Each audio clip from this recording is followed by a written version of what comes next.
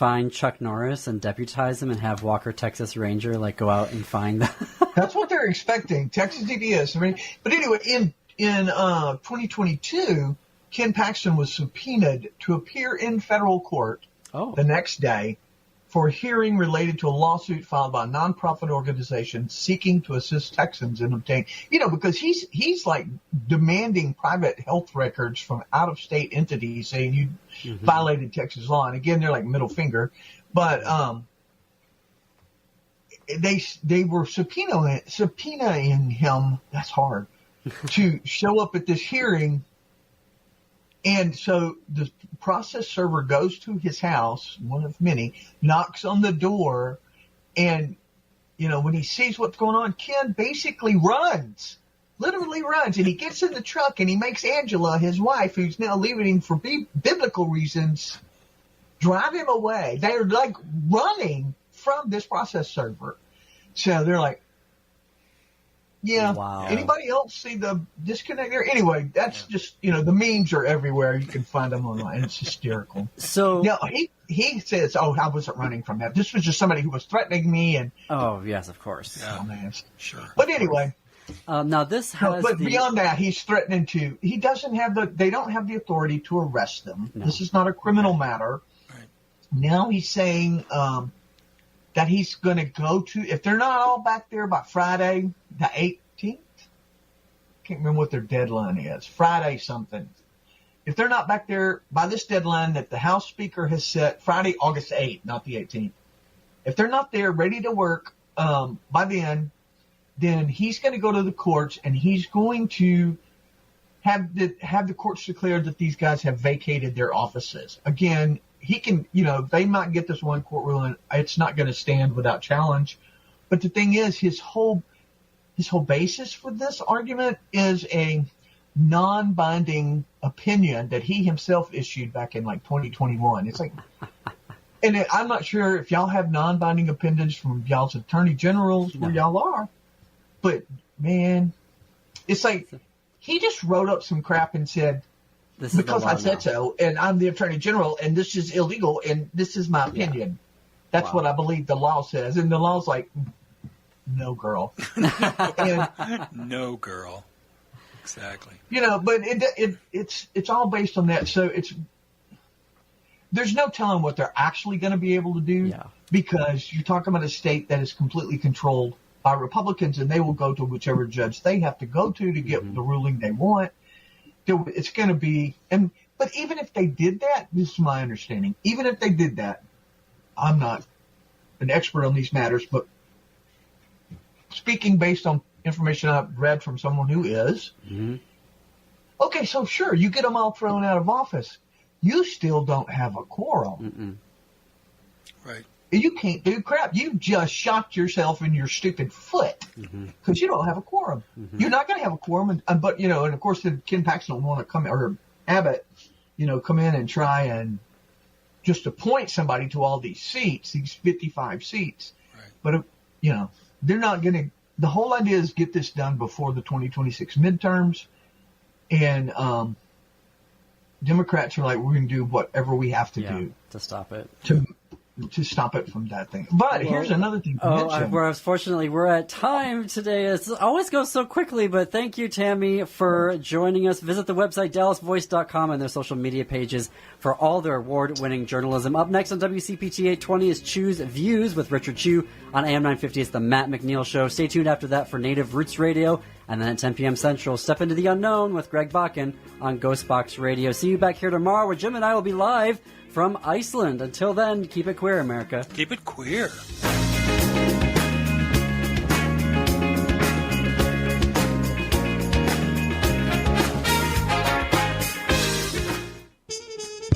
Hey, progressives, this is Richard Chu, host of Choose Views here on WCPT AM 820, 6 to 8 a.m. Monday through Friday. We have some real challenges in front of us as a country. Since the beginning of this show, I have always felt compelled to bring you the best that I've got. Now, there's always a why to doing whatever we do. So, as we go forward and face these challenges, know this, you listeners are my why. Because I want to make sure I do everything I can to provide a safe, open, forward-moving space that allows you to call, email, text, or just listen to a guy that wants to help you bring out your own championship qualities to truly make this place better for us all. Lofty goal, idealistic, maybe so. But that's my why, and I look forward to bringing you the best that I've got. This is Richard Chu. Stay tuned. Listen to the Thom Hartmann radio program every weekday from 11 to 2 right here on WCPT 820, where facts matter.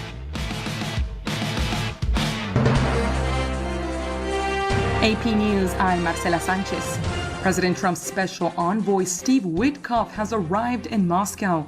The Kremlin says Russian President Vladimir Putin met with Witkoff, but did not provide any details. Earlier, Witkoff had met with another Russian official.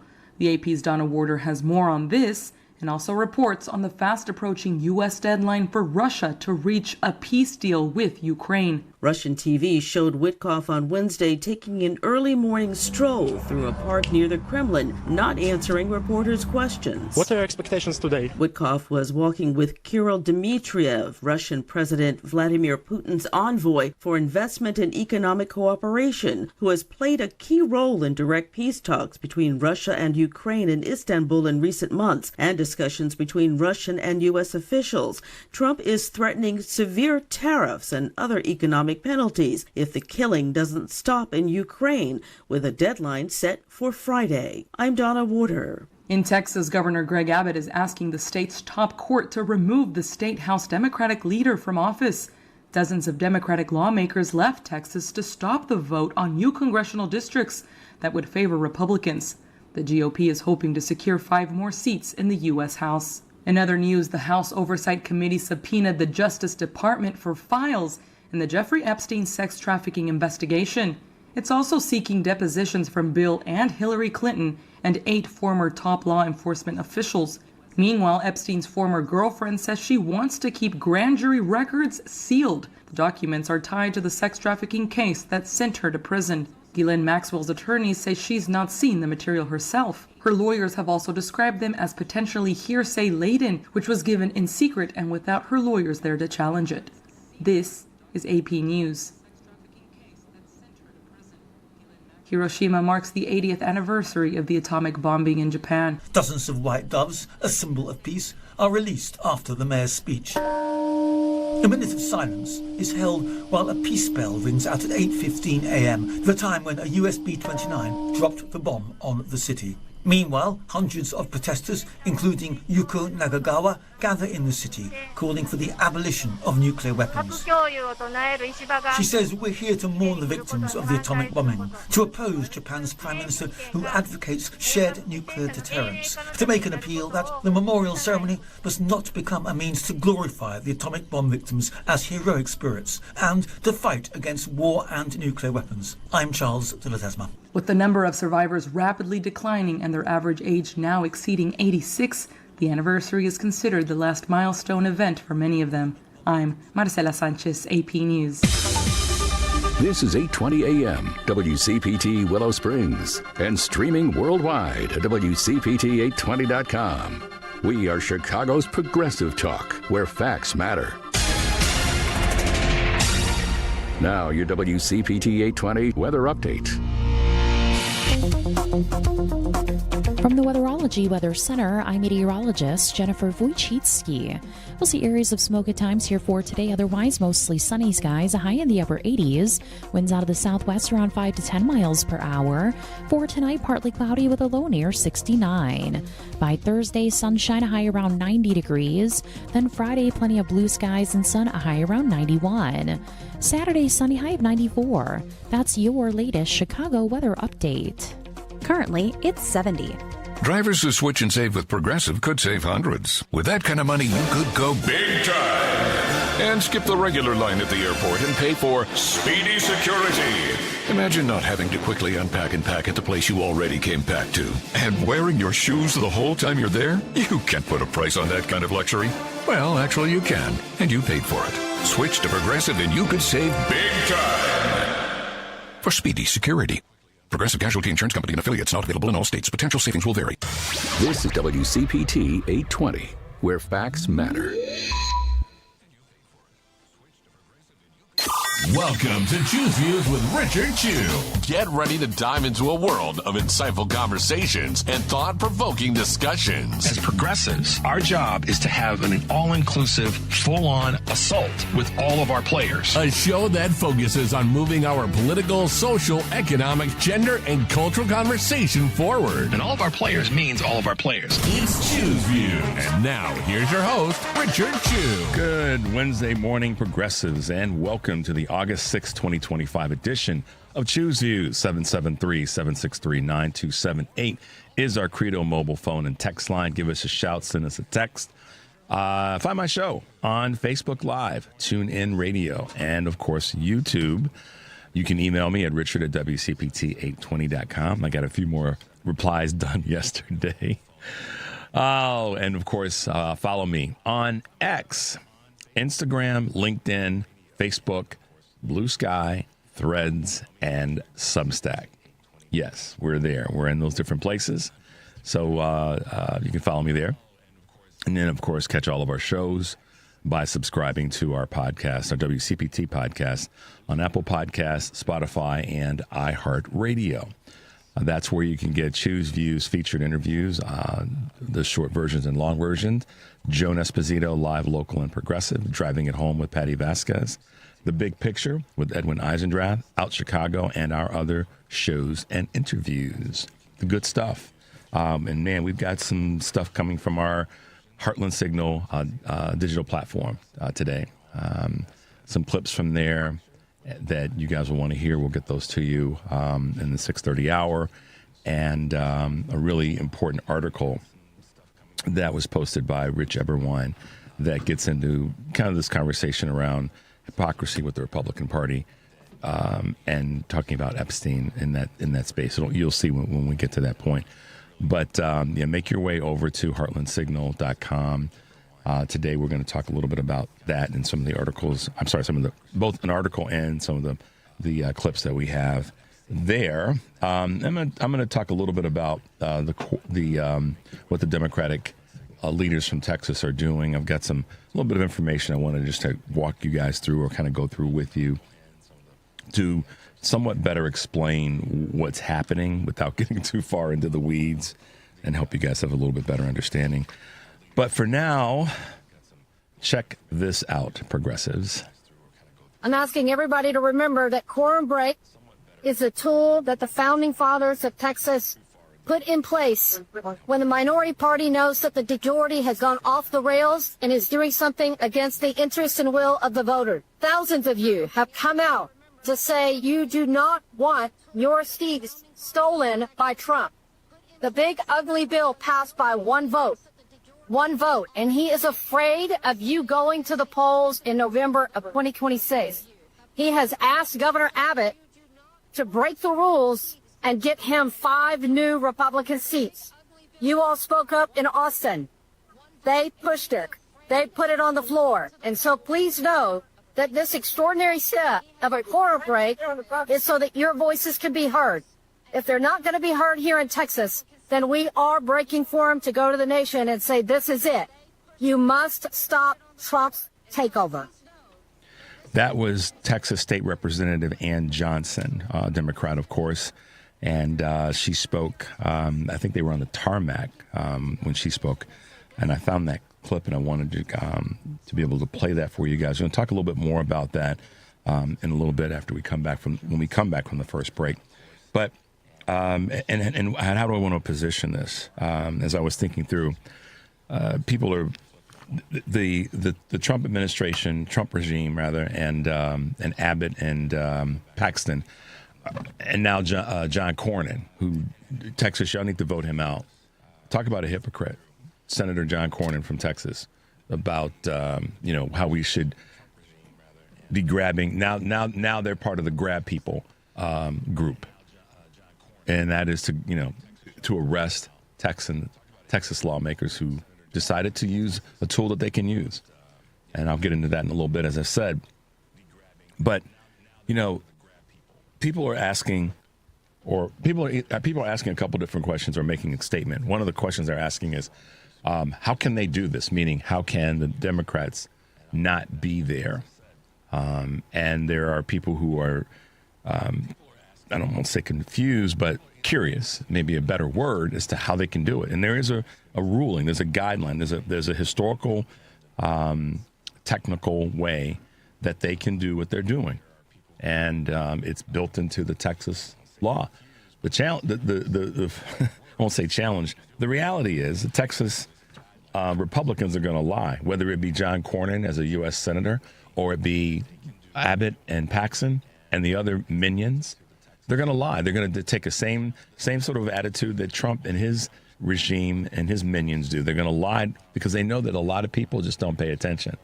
So this goes back to where we've talked before about the importance of civics, the importance of folks paying attention, but that we have to be teaching this in all of our schools. And it becomes ever present when we have a situation like this, because we get regular, everyday folks like we all are asking, can they do that? And if so, how can they do that? Well, do the research. But first of all, this is one of the reasons why the Republican Party is more interested in dumbing down our society than they are about propping up. I see the nexus again of the United States educational system. This is something that's is taught, used to be taught in schools, how elected officials can protest and still be inside the guardrails, if you will. This is one of those ways. And there are more and more people that don't understand that an elected official can protest what the other party is doing. And this is a tool that a lot of people were probably unfamiliar with until the Texas Democrats decided to use it. So to be putting out there Paxson, Abbott, Cornyn, that let's go get them, we're going to arrest them. Okay, well, once you leave the state of Texas, you have no jurisdiction to arrest them in the state of Illinois. And trust me, our boys don't play and girls don't play either. Our men and women don't play. So Representative Martinez yesterday was very complimentary of realizing how, Illinois and Texas have a lot in common in terms of our toughness. So, there is a lot of, that phrase, all hat and no cattle.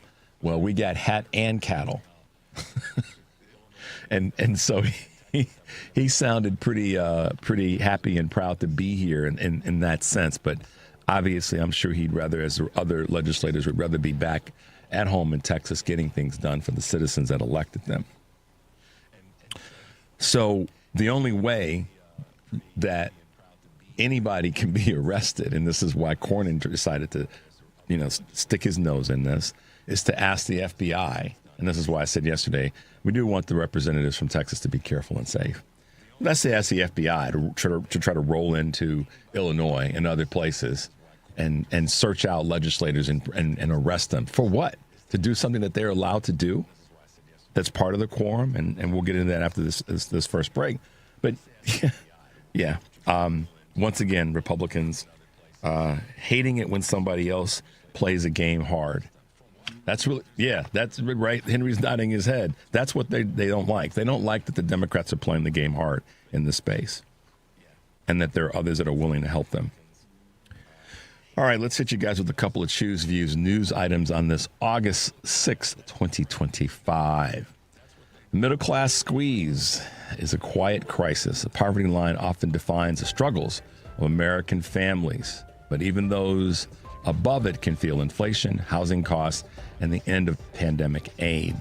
The Wall Street Journal reports that nearly 10 million U.S. children live in poverty, the highest total in 7 years. But roughly half of all kids, 35 million, live below the bottom rung of the middle class, which is considered about $75,000 on a family of four. With federal aid cuts and the slowing economy increasing their burdens.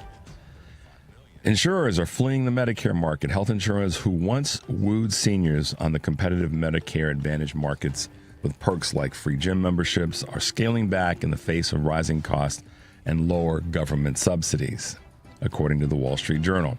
Investors support the move, the more conservative approach, with shares in Humana, CVS Health rising after both reined in their Medicare Advantage businesses.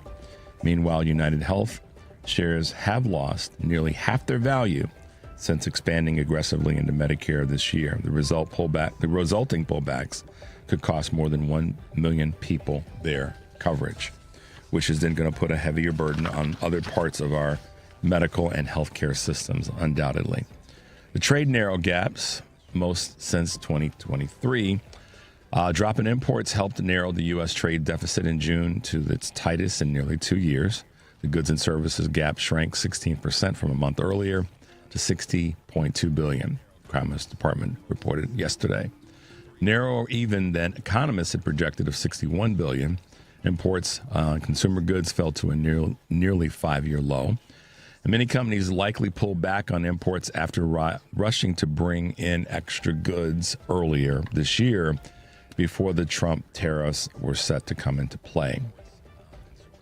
U.S. service sector has faltered a little bit in July. A gauge of the U.S. service sector's activity unexpectedly declined in July as employment contracted and prices climbed.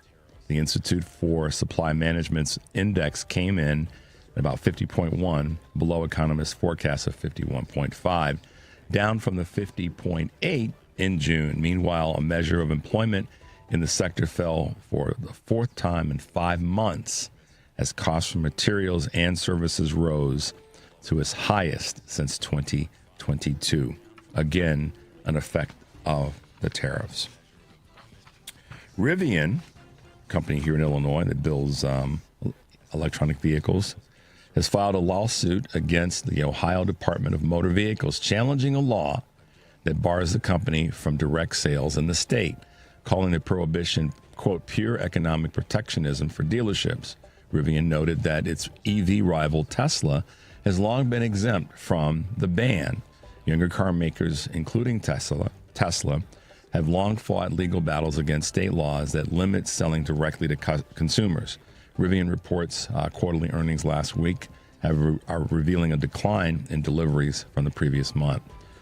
And last but not least, Americans stress over grocery costs.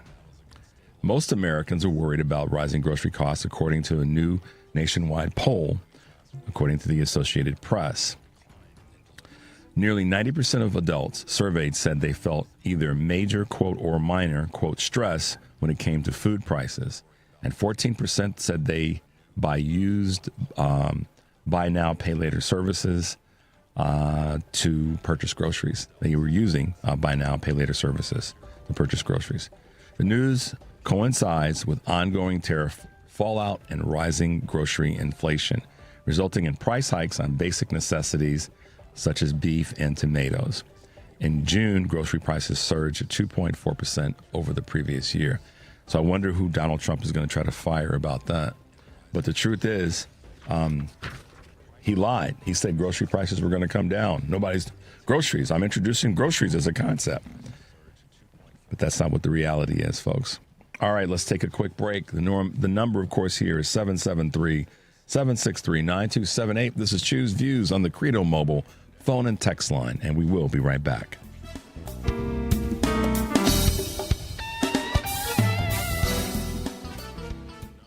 This is WCPT telling you how you can shop blue. With the summer finally being here and everyone going on those vacations, let's look at some hotels that support the Democratic Party. Hyatt Hotels. Now, Hyatt Hotels is owned by the Pritzker family. Why does that Pritzker name sound so familiar? Oh, that's right, Governor J.B. Pritzker, governor of Illinois. Safe to say that Hyatt Hotels supports the Democratic Party. Choice Hotels. Now, Choice Hotels donated $1.3 million to Democrats in 2024. And if you're wondering, Choice Hotels owns Quality Inn, Sleep Inn, Lacono Lodge, and Roadway Inn. Wyndham Hotels. Now, Wyndham Hotels owns Super 8, Days Inn, La Quinita, Ramada, and more. Marriott. Marriott donated $228,000 to Democrats in 2024, and Hilton Hotels donated $241,000 to Democrats in 2024. This has been WCPT telling you how you can shop blue. This is WCPT 820. where facts matter. You're listening to Choose Views with Richard Chu on WCPT 820, Chicago's Progressive Talk. Hey guys, in the 6:30 hour, we'll be taking your calls. Actually, we'll start taking your calls now, so give us a shout. But definitely try to get to you in the 6:30 hour. And we will be going through a series of other updates on what's happening in Texas, talking a little bit about gerrymandering, because I want to kind of bring you guys up to speed.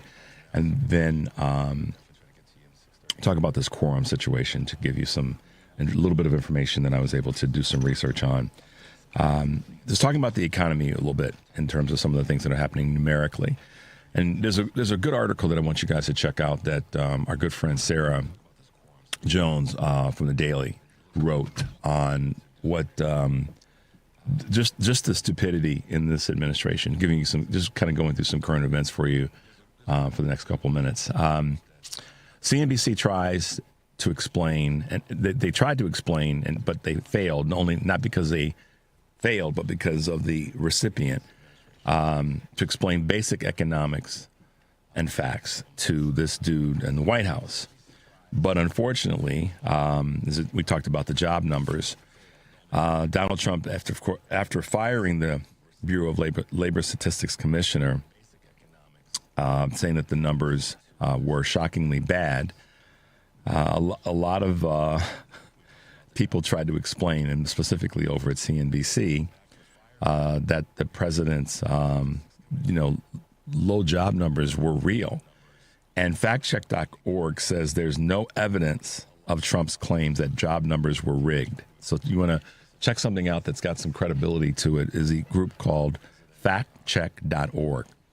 Again, they said there's no evidence of Trump's claims that numbers were rigged, and Trump hasn't provided any evidence of his claims. Additionally, they say Trump's fiction that BLS tried to rig the election for the Democrats. Look at that. Tried to rig the election. The Bureau of Labor. How is the Bureau of Labor Statistics? Just think about this for a second. Just goes to show how scared he is, but how absolutely he's just stupid. It's just stupid. How does the Bureau of Labor Statistics, somebody riddle me this, Batman. Someone help me. How about a person that's a MAGA troll listener, or someone that's calls himself an independent in the middle and the Dems are always wrong? Help me understand.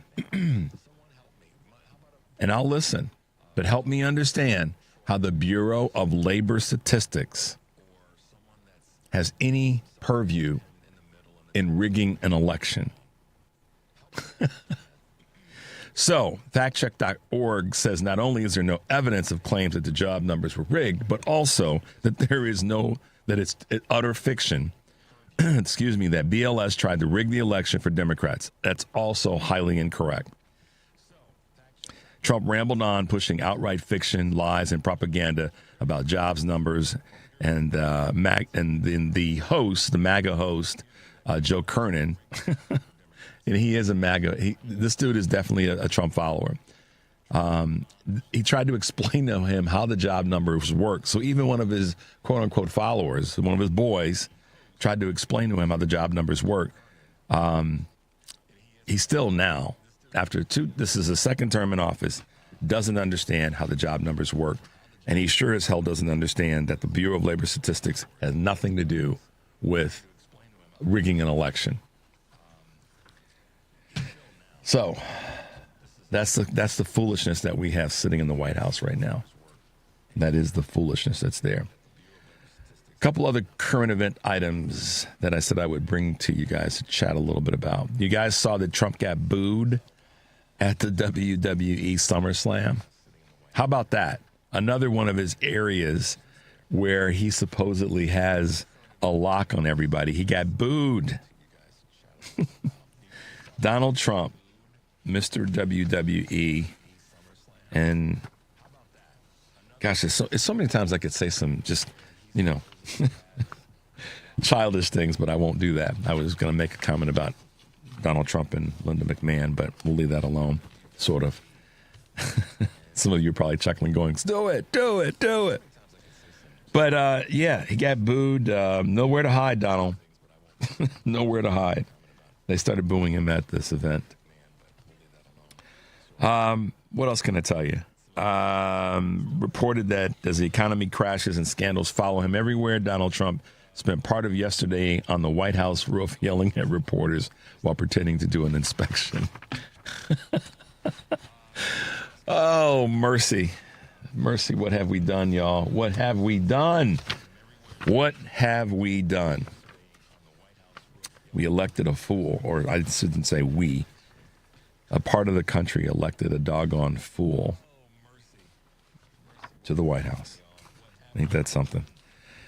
Wow, wow, wow. We've got some great guests the rest of the week. Of course, today we've got Kurt Mullett and Victoria Martz, who is running for Indiana as an Indiana State Representative. So I'm looking forward to, since it's Wednesday, having Kurt with us. That's going to be a lot of fun.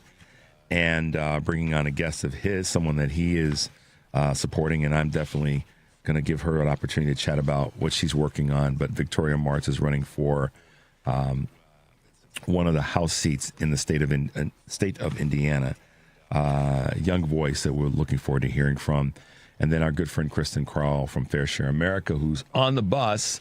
We'll be chatting with her in the 7:30 hour. So I'm looking forward to having them with us this morning. And then later in the week, obviously, our good friend Karen Byrne from True Blue Politics Podcast will be with us on Friday.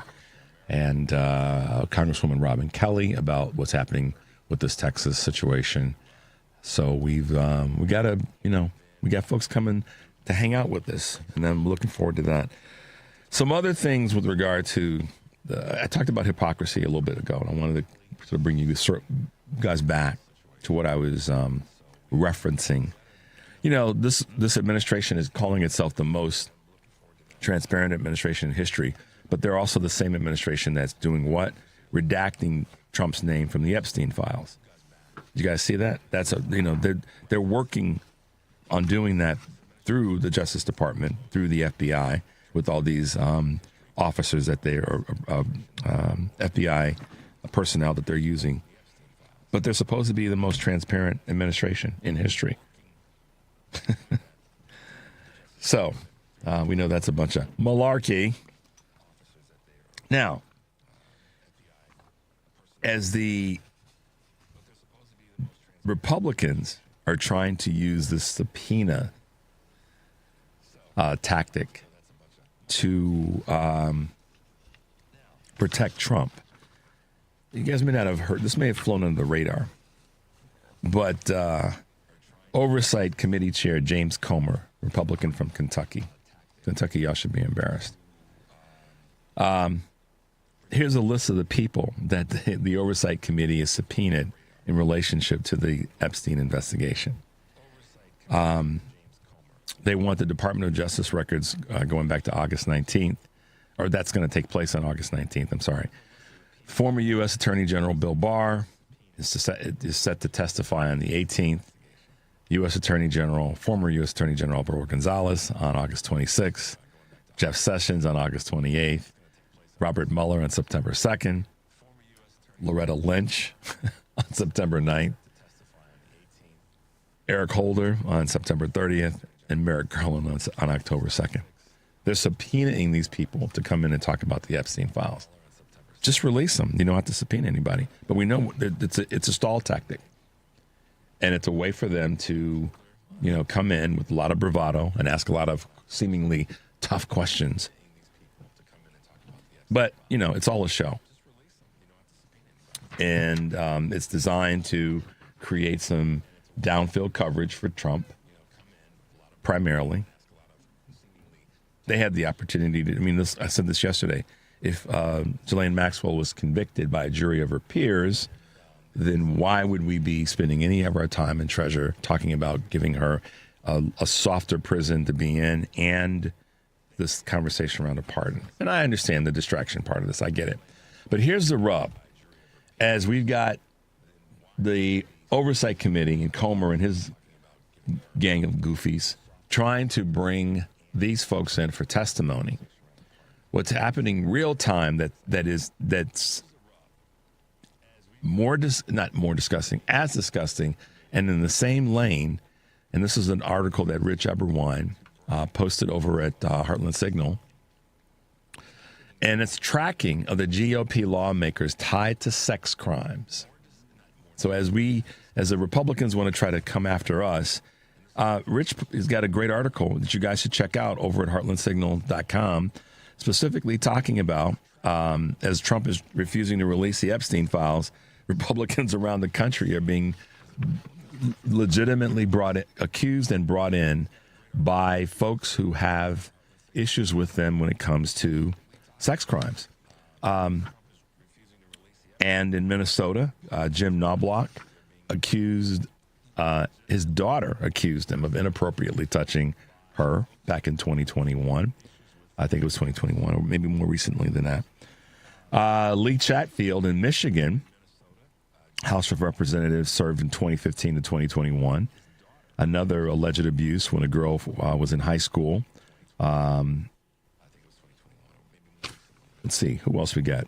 Rodney Creech in Ohio, another Republican, sanctioned by the Ohio House of Representatives. Again, sexual abuse allegations. Ray Everett, Holmberg in North Dakota, another one, Republican.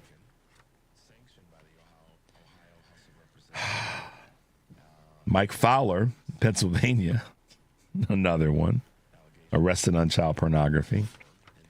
So Rich posted a great article. You guys should make your way over and check that out. Rich Eberwein's article, Tracking Heartland GOP Lawmakers Tied to Sex Crimes. This was recently posted on Monday. Make your way over and check that out, guys. It's a good article. And it just says, hey, Republicans, while you're trying to, once again, dodge and bring in people on what happened with the Epstein files, you got your own band of idiots and, folks that have been seemingly credibly accused. So there you go. Let's take a quick break. It's 6:30 here on WCPT. The number is 773-763-9278, and that is the Credo mobile phone and text line, and we'll be right back.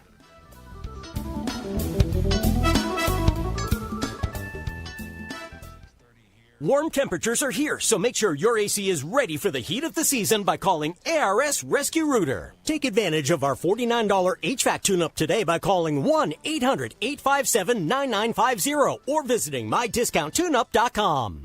Regular HVAC maintenance can not only save you money on energy bills, but also on costly repairs. Waiting to service your system until you need to can leave you sweating the consequences. Dial 1-800-857-9950 to avoid the costly repairs that neglecting your system can create. ARS Rescue Rooters professional technicians are available 7 days a week and offer free estimates, so the time to have your system checked is now. Why wait? Call ARS Rescue Rooter to schedule your $49 HVAC tune-up at 1-800-857-9950 or visit mydiscounttune-up.com. That's 1-800-857-9950 today. For terms and conditions, please visit mydiscounttune-up.com. Call ARS and Rescue Rooter.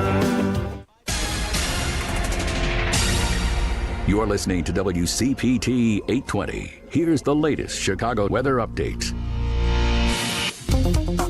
From the Weatherology Weather Center, I'm meteorologist Jennifer Wojcicki. We'll see areas of smoke at times here for today, otherwise mostly sunny skies, a high in the upper 80s. Winds out of the southwest around 5 to 10 miles per hour. For tonight, partly cloudy with a low near 69. By Thursday, sunshine, a high around 90 degrees. Then Friday, plenty of blue skies and sun, a high around 91. Saturday, sunny, high of 94. That's your latest Chicago weather update. Currently, it's 72. You're listening to WCPT 820 because facts matter. From the headlines to the heart of the city, Richard Chew breaks it all down. You're back on Chew's Views on WCPT 820. Hey guys, welcome back to Chew's Views, 773-763-9278. So I mentioned this a couple times in the first half hour about a quorum, and just wanted to add a little bit of texture to what Texas Representative Ann Johnson was saying with regard to their rightful ability to do this. It is, in terms of the quorum in Texas, it's been a political strategy since 1870. And although there are different political analysts today that say that the governor, Abbott, could do a variety of different things to force this, not to go away, but force the ability for them to hold the votes that they need.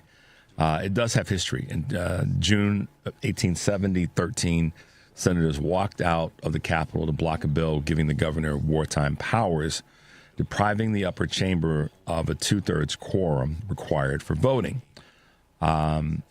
This did provide a block for a period of time. There have been other quorum breaks, 79, 2003, and 2021. Texas House Democrats, of course, are employing this option again with them leaving the state. And I'm using words not like, there's a lot of people, they're fleeing, they're running away. They're actually running toward democracy. I'm looking at it differently. I'm phrasing it differently. They're running toward democracy because, again, this power grab by the GOP is deeply racist. I said it yesterday, and I'll be saying it for a while, because factually it is. Historically it is. It's designed to take away the voting rights of people in Texas. This is one of the most egregious forms of voter suppression that you could imagine. And it's also one of the most, when you get into taxation without representation, that's what this is as well. It's saying to the people of Texas in these districts, we're going to take your money and we're going to take your voting ability and we're going to take your money, and we're also going to this is what then's going to happen. Wealthier, not wealthier, districts that have a smaller population and that are less districts of color are going to get those resources that the then elected officials get to vote into their districts. And it reminds me in some ways of the tragedy of Katrina and how parts of New Orleans were already poor and underfunded. And this situation now in Texas, by grabbing these 5 districts, that's just the tip of the iceberg. Momentum. They'll get more. This is one of those reasons why when we talk about this, I want you guys to kind of do a little bit of your own research, but I just wanted to bring this to you. There is history in Texas of them using this as a strategy. They're running toward democracy. They're not running away from anything, in my observation. That's how I look at it, because at least they're taking steps and using a measure that will allow them to slow this train down. It may not stop it at the end of the day. Okay, and I'm not that naive.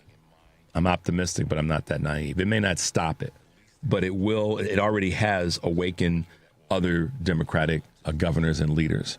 And there are folks who are saying, as we've talked about, and we will continue to talk about this is a big deal. Epstein's a big deal. The bill's a big deal.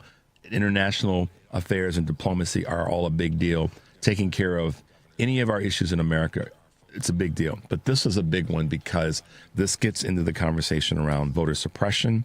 This gets into the conversation around resources. And I know there's a lot of people out there that want me to be talking about something else, and God bless you for that. But when I look at it like this, we have to use the tools that we have in our toolbox, and this is one of them. So the reality of the quorum break is that it could not stop the Republicans, but if it awakens people throughout the country, if it brings attention to this and how Republicans have to cheat, if you will, to win, then that's a good thing. And Democrats are doing the work here in Illinois, California, Texas. I'm sorry, not Texas, New York. There's conversations in New Jersey, Maryland. There's conversations in Pennsylvania. There's conversations in Colorado, and the list goes on. New Mexico, where they're saying, you know what? And I'm fingers crossed. Hopefully, they will finally recognize that. Meaning, the Democratic leaders will recognize, to win, we've got to play the game differently. And I frankly don't care if you're for or against, for or against gerrymandering and redistricting. What I'm for is winning right now. We don't draw a line, we won't have the ability to draw a line in the future. So we got to do something now. And waiting around and, playing the game of, well, we shouldn't do it because it's going to, no, we won't be able to do it. So for those who are out there saying, we can't do this. No, we may have to do this. So wake up and stop, playing with your, gazing at your navel about this one. We got to do this. We are in a situation where it's that serious. So, don't I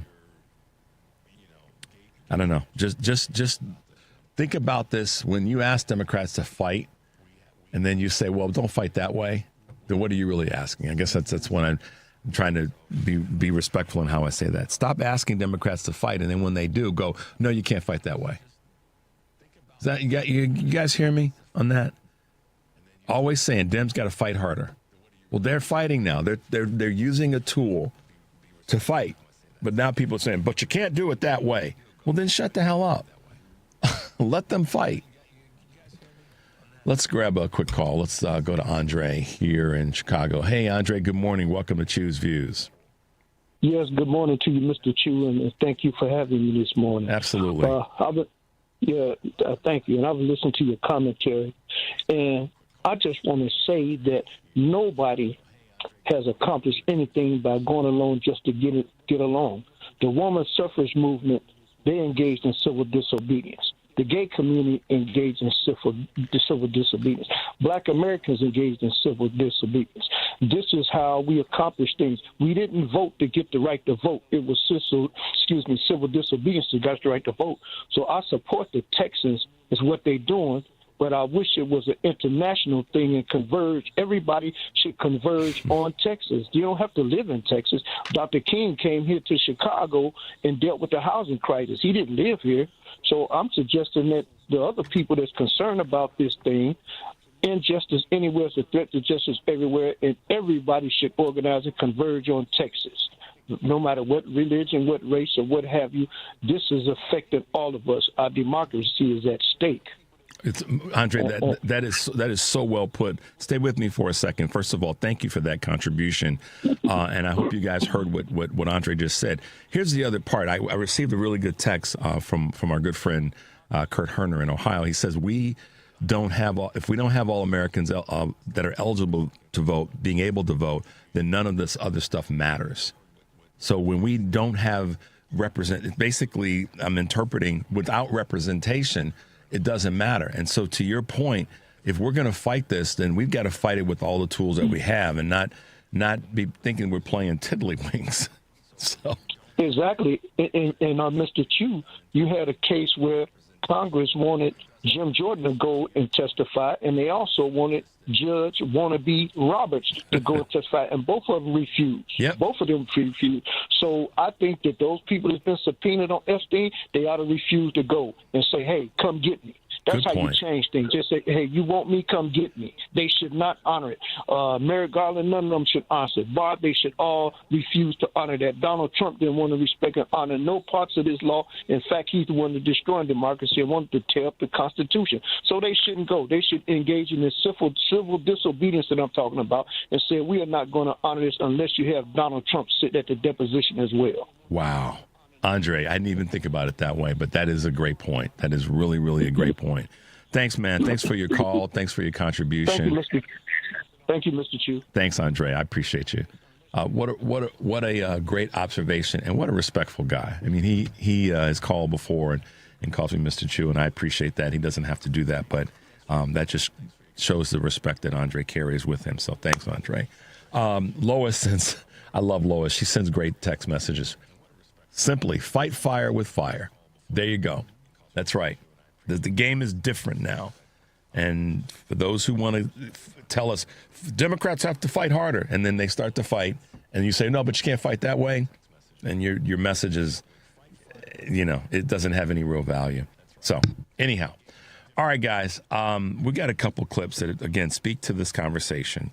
And but the first one I want to play is, I've said this before in this week, specifically this week, talking about what's happening in Texas, this gerrymandering, this redistricting, is built. It's a power grab that's deeply rooted in racism.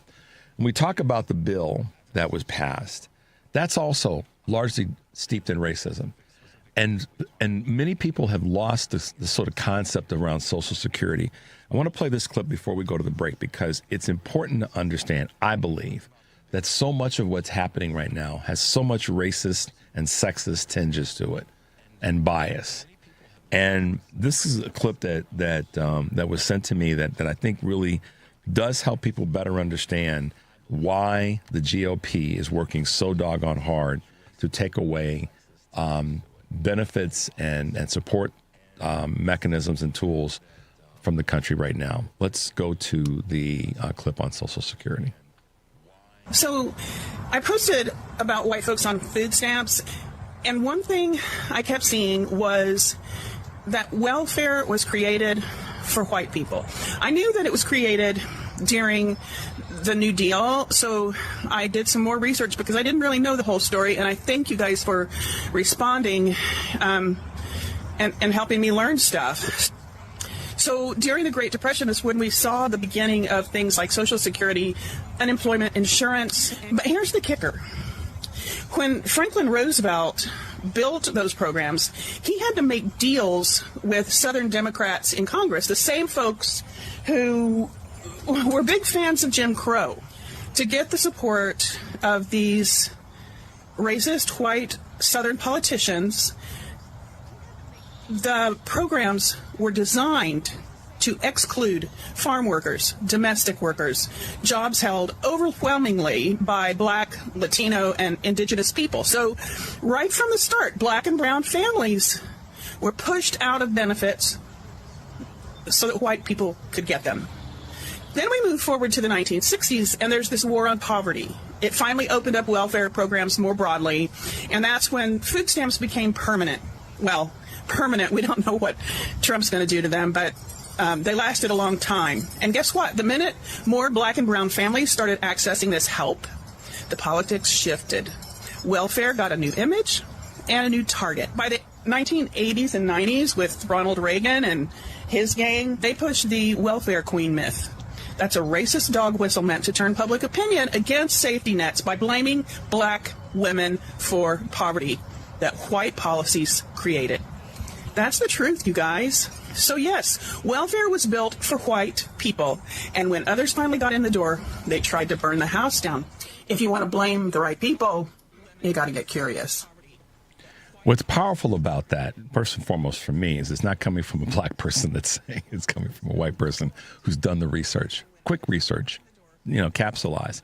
But this is the bigger overarching part of this bill, Project 2025, what's happening in Texas. Folks, don't be afraid to look at it from that lens. That's at the core of all this garbage. It just is.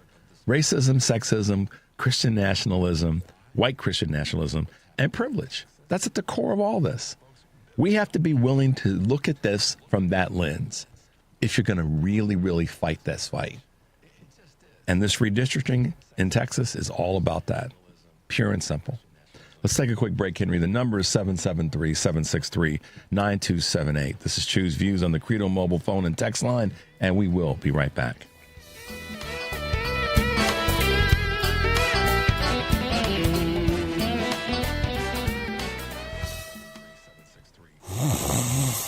Sound familiar?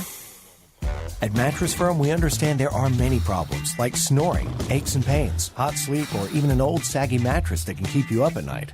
And our sleep experts have the unrivaled know-how to match you with a mattress that can help. You now get a king bed for a queen price, plus a free adjustable base with select mattresses. For the great sleep you deserve, visit Mattress Firm.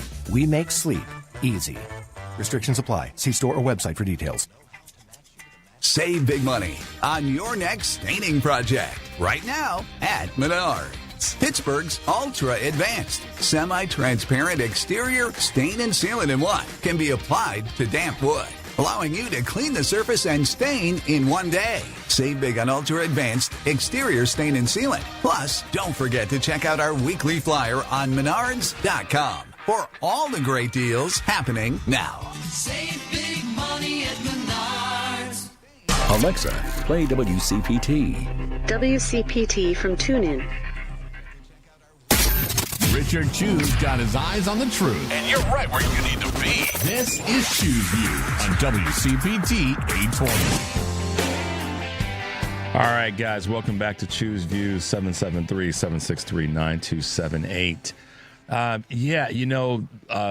What the lady from that clip was highlighting is so much of what we're facing right now is built off of these this bias, this inherent bias that the country has when it comes to taking care of all people. They only take care of a certain group of people. And we know that that's been our history, no matter how much you don't want to look at it and prefer to look away from it. What's happening in Texas is just yet another example. All right, Henry, let's hit him with a couple of quick clips on what's going on in Texas, some updates. From Texas State Representative James Tallarico talking about the weakness of the governor of Texas. The governor has said whoever's not there at 3 o'clock today could be removed from membership in the House. Do those words concern you?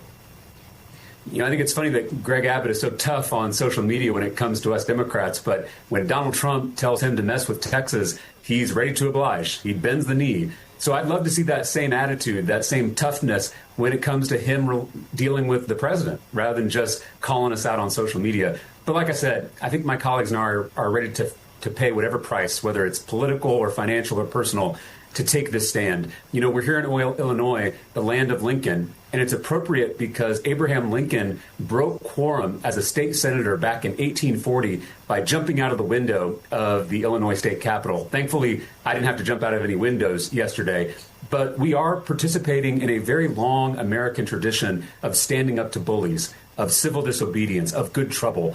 And so we're ready to pay whatever price may come. That's Texas State Representative James Tallarico from Austin. And you guys have heard him before. We've had a couple of his clips on the show before. And he's been speaking to this for a while, not just the Texas issues as it relates to what's going on now with gerrymandering and redistricting, but he's been speaking to the Trump regime for a while.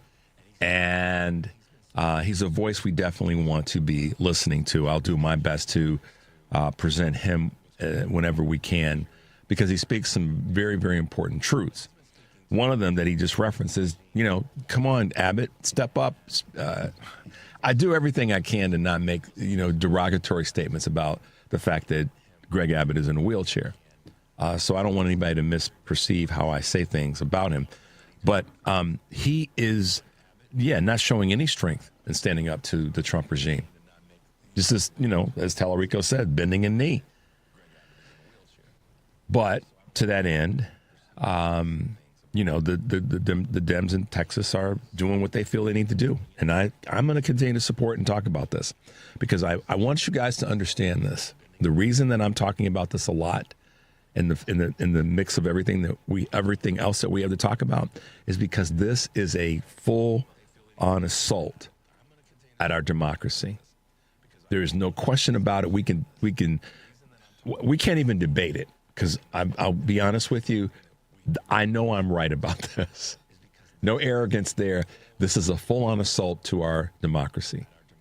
They want to steal seats in the middle of a decade prior to the appropriate census being taken from black and brown and partly indigenous districts in Texas, resources, voting abilities. That is something I'm going to talk about because it's near and dear and important to me, and it should be to everybody in the country.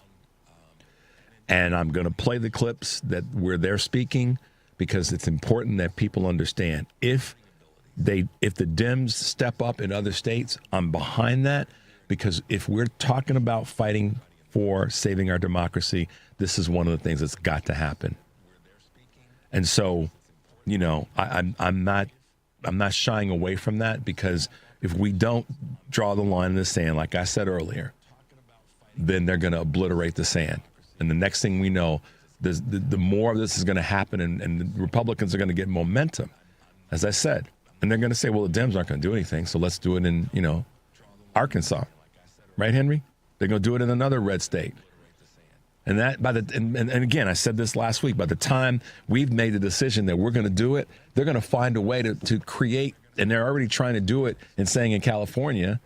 And ironically, Arnold Schwarzenegger, as we said yesterday, is saying it shouldn't happen. And he's against it in Texas, so, we get that. But I'm sorry, Arnold, you ran as a Republican. You were elected as a Republican governor. Your voice doesn't matter now when it comes to this as an individual, a private citizen. We Democrats have the voice on what we do in a more democratically populated and elected state. So do it. All right.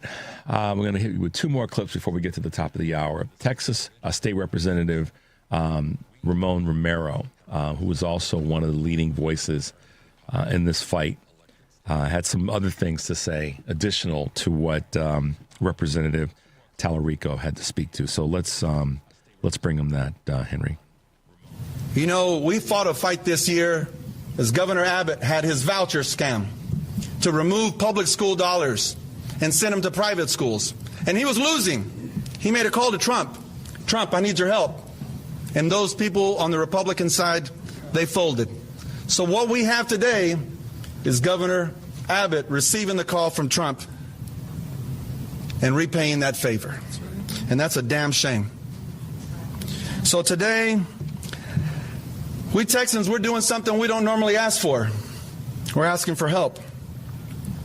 Maybe just as they did back in the days of the Alamo when they asked the rest of the country to come and join in on this fight. So we do ask you to join this fight because we're defending the rights of all Americans to value their vote and never be discouraged by way of a map drawn to say that your vote doesn't matter. We can't fix a lot. We can't fix anything if folks don't have the ability to vote, the access to voting. This is, again, another area of voter suppression. And I appreciate what Representative Ramon Romero had to say in that space. And it's, kind of at the core of what I've been talking about. This is about taking away voting access, voting rights, resources, goods and services, and the list goes on. So what they're doing is necessary. Let us not be fooled. We got one last clip we're going to hit you with before we get to the break, and that's from our own Illinois Governor J.B. Pritzker. Look, I've been really clear that, again, let me repeat, Donald Trump is a cheater. So is Governor Greg Abbott. And Texas Republicans are carrying out their will. And if they're going to cheat, then all of us have to take a hard look at what the effect of that cheating is on democracy. And that means we've all got to stand up and do the right thing. So as far as I'm concerned, everything is on the table. That's right. Everything is on the table as it should be. So a little bit of direction before we go to break. First of all, these are all clips, guys, just to let you know, that are over at heartlandsignal.com, that you can get them and have them in your library. And you guys should be building a library, an arsenal of information. I'm serious. Heartlandsignal has .com is a great place to do it. You don't have to be uninformed, unaware. We've got great stuff there. I say it every day on the show by design and intention. Now, what can you be doing? You can be contacting your state leaders. I've said this before, contacting your governors. If you're in a blue state, or if you have a blue governor and it happens to be a red state, which is not always the case, but you get my point. Contact your state governor, your lieutenant governor, your AG, your secretary of state, and let them know to be prepared to help in this national fight. This is not just a fight in Texas, y'all. This is a national fight. And I want everybody to take it seriously because it is a national fight. You don't want to turn around and ask the question, and I've presented this thought process before. What more could I have done? So start right now. Don't wait 6 months to say, well, I'll start to call. Make these calls now. Let your governor know. Let that office know. We need you to be ready, standing at the ready in the event that we've got to make this radical move to protect our democracy. It's that serious. And I think a lot of people look at this and go, well, you know, it's happening down in Texas. And no, it's a big deal. I said this before. If the Republicans hold the House of Representatives in the midterms and then a Democrat wins the White House in 2028, the 2029 election may not be certified if Republicans still have control of Congress. That's how serious it is. And this time, please don't sit back and go, oh, that's not going to happen. We've done that too many times, Dems. We just have. This is not that time. All right. We're going to take a quick break. When we come back, we'll be talking with one of the hot, young, and I mean just firebrands of political voices that's out there making things happen in Indiana, running for one of the state seats. And our good friend, it's Wednesday, Kurt Mullett will be with us in the 7 to 7:30 hour. So we look forward to being back with you in a moment. The number, of course, is 773-763-9278. This is Choose Views on the Credo mobile phone and text line, and we'll be right back. This is a WCPT Veteran Minute. Captain Hugh Mulzack's love for the sea started after he finished high school, as he served the British Sooners and in 1918 immigrated to the United States. Within 2 years of joining the Marines, Mulzack earned his shipping master certificate, the first African American to do so. In 1921, Mulzack was promoted to the rank of captain. In 1942, the SS Booker T. Washington, the first ship to be named after an African American, was created, and Mulzack was offered the position of captain, but he turned it down at first as the Marines did not want to have an integrated crew. Mulzack stood firm on his beliefs, stating, "Under no circumstances will I command a Jim Crow," and Mulzack became the first African American captain of the first ever integrated crew.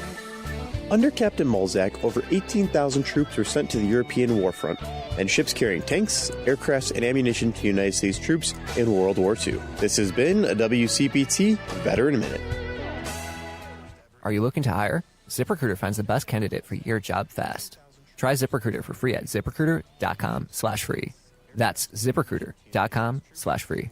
AP News, I'm Marcela Sanchez. The Health and Human Services Department is canceling contracts and will pull funding for the development of some vaccines. Health Secretary Robert F. Kennedy Jr. says better, safer vaccines are being worked on. AP Washington correspondent Donna Warder reports on an approaching U.S. deadline for Russia to reach a peace deal with Ukraine. Russian President Vladimir Putin has held talks Wednesday with President Donald Trump's special envoy Steve Witkoff right before a Friday White House deadline for Russia to reach a peace deal with Ukraine, or potentially face economic penalties that could also hit countries buying Russia's oil. Earlier, Russian TV showed Witkoff taking a stroll in a park near the Kremlin with Kirill Dmitriev, Putin's envoy for investment and economic cooperation. But the Kremlin did not immediately provide more details on Putin's meeting with Witkoff. Trump is threatening severe tariffs and other economic penalties if the killing doesn't stop. I'm Donna Warder. In China, wait times for U.S. visa interviews are so long that some students have given up. Universities in Hong Kong have been hearing from more foreign students in the U.S. who are interested in transferring, while international applications for British undergraduate programs have also increased. President Trump's administration has added new layers of scrutiny for foreign students as part of its crackdown on immigration. In other news, a recent U.S. Coast Guard report revealed the Titan submersible disaster could have been prevented. The investigation held OceanGate CEO Stockton Rush responsible for ignoring safety warnings, design flaws, and crucial oversight, which, had he survived, may have resulted in criminal charges. Ozzy Osbourne's death certificate says the artist died of a heart attack and had coronary artery disease, in addition to suffering from Parkinson's disease for years. This is AP News. AP correspondent Charles de Ledesma reports a charity Prince Harry is involved with faces criticism from regulators. British regulators have criticised both sides in a dispute over the future of a charity founded by Prince Harry and Prince Siso of Lesotho for allowing the issue to be played out in public and damaging the organisation's reputation. The Charity Commission for England and Wales went on to say that it found no evidence of widespread bullying or misogyny at Centre Bale, which provides support for young people living with HIV in Botswana and Lesotho. The two princes have stepped down as Centrabale patrons, saying the relationship between the board and its chair, Sophie Chandoka, was beyond repair. Chandoka later accused Harry of orchestrating a campaign of bullying and harassment to try to force her out. I'm Charles Tulatesma. More on this and other stories at apnews.com. I'm Marcela Sanchez. This is 820 AM, WCPT Willow Springs, and streaming worldwide at WCPT820.com. We are Chicago's progressive talk, where facts matter. Now, your WCPT 820 weather update. From the Weatherology Weather Center, I'm meteorologist Jennifer Wojcicki. We'll see areas of smoke at times here for today, otherwise mostly sunny skies, a high in the upper 80s. Winds out of the southwest around 5 to 10 miles per hour. For tonight, partly cloudy with a low near 69. By Thursday, sunshine, a high around 90 degrees. Then Friday, plenty of blue skies and sun, a high around 91. Saturday, sunny, high of 94. That's your latest Chicago weather update. Currently, it's 72. Back to school is on the brain. That means new notebooks, pencils, new everything. And while the kids are getting ready to get book smart, it's time for you to save smart with Straight Talk Wireless. Switch now and get a free Moto G 2025 with 5G when you activate select plans. Now that's a smart call. Get Straight Talk covered by Verizon's 5G network. Available at straighttalk.com and Walmart. Offer valid through 10/19/25. Taxes and fees apply. Purchase of gold unlimited plan or higher required for offer. Must activate the plan in-store at Walmart. Cannot be combined with other offers. Chicago's progressive talk, WCPT 820, where facts matter. You're listening to Choose Views with Richard Chu on WCPT 820, Chicago's progressive talk. So yesterday I posted a video that we had just reached our first fundraising goal of $2,000 and that we were looking to raise $2,500 by the end of August. Surprise! We had a incredible, very generous donor give us a contribution the other day who got us past that second fundraising benchmark already. So we now are above $2,500 in our campaign fundraising so far. So our goal for the end of August is now $4,000. Let's see if we can do it. And thank you so much to the incredible donors out there who are helping to fundraise this campaign so that we can get our name out there and start to make change in Indiana. You guys are awesome. Thank you so much. And I want to thank you. Welcome to the show this morning, guys. We've got our great regular road dog, Kurt Mullett, with us this morning. But we also have a special guest. Good morning. We also have a special guest, and that voice you just heard in the clip was from candidate in the state of Indiana, Victoria Martz. Good morning, Victoria, and welcome to Choose Views. Good morning, Richard. Thank you so much for having me. I'm excited to be here to talk with you and Kurt this morning. Well, we are excited to have you on the show, and I'm really glad that we're able to make this happen. Kurt, I will let you take the mic because you are, as always, doing the work on the ground to get the voices of local folks who are running in Indiana amplified, and I'm glad that we're able to have Victoria on the show. But let's talk a little bit about how this all came together, how you guys kind of found each other, and then let's let Victoria talk a little bit about her campaign and what she's fighting for in the state of Indiana. Well, first I'll thank you because you're the one that has given so many people an avenue to become recognized and to get their voices out there. And it's people like you that are giving people like us in Victoria voices. So thanks to you, bud. Absolutely. But Victoria and I came together, we're Hoosiers, and on social media, Hoosiers come together and we try to fight because, as you and I have talked before, people don't realize what kind of a state Indiana is actually been and is becoming. It's just unreal. I mean, now, I don't know how many people have known or have heard about this. We have the Speedway Slammer coming to Indiana at a facility that is 20 minutes away from where I live. So it's just crazy. But, Victoria, I hooked up with a lot of younger candidates and representatives in our state and just trying to come together to give them support and to to let them know that, hey, there's some dudes out here that are my age, some boomers my age, some old hippies that feel the same way you do and that support what you do. And so that's how I became friends with Victoria. We've never met, but I have a friendship with her. The funny thing is, my daughter is the same age as Victoria, so, that kind of... But anyway, that boosts the connection. This is for Victoria. Yeah, this is for Victoria, not me. So I'm just thankful that you have allowed her to come onto your show and to get her voice out. So absolutely, I'm sure she's got a lot to say. So well, I thanks, mean, Richard. Absolutely, Kurt, and I appreciate you saying that, man. Listen, this is what we're doing right now. We're supporting and amplifying each other. We're making sure that our voices are out there.